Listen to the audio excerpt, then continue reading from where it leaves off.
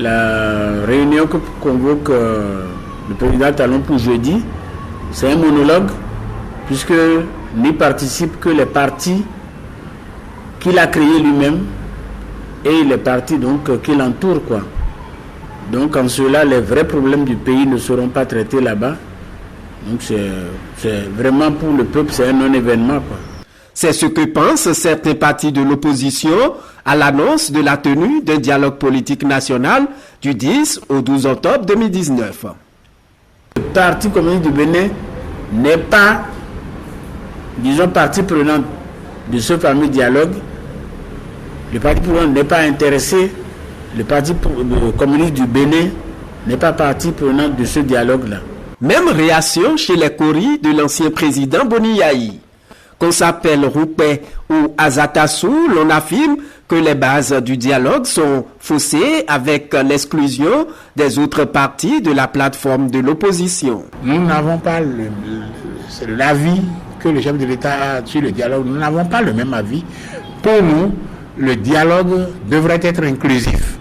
Le dialogue devrait regrouper non seulement tous les partis, mais la société civile, les personnalités de tous bords qui ont leur vue sur les problèmes du Bénin et qui peuvent apporter leur contribution au développement de la nation. Mais le pouvoir tient le cap, ne cède sur rien, et c'est pour ça qu'il fait semblant de dialogue pour tromper l'opinion publique nationale et internationale. Nous ne sommes pas d'accord. Ici, comme au Foscori pour un Bénin émergent ou encore à DUD de Roudé, l'on parle de préalable à satisfaire.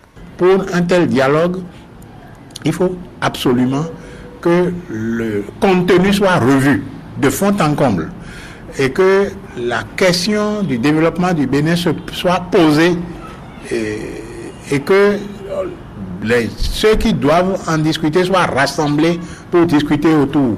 Et pour cela, il faut créer les conditions d'une telle discussion, les conditions de décrispation de la vie politique nationale et de la vie sociale. Par exemple, la libération des détenus politiques, le retour des exilés, et chercher un médiateur qui pourrait s'interposer entre le gouvernement et l'opposition pour favoriser ce dialogue. Mais se faire juger parti, que le dialogue soit dirigé par le chef de l'État ou des membres du gouvernement ou des personnalités comme ça désignées par lui qui sont proches de lui, ça n'a aucun sens. C'est donc clair, l'opposition béninoise ne participera pas au dialogue politique national. Selon elle, c'est un nouveau marché de dupes à voir les partis invités.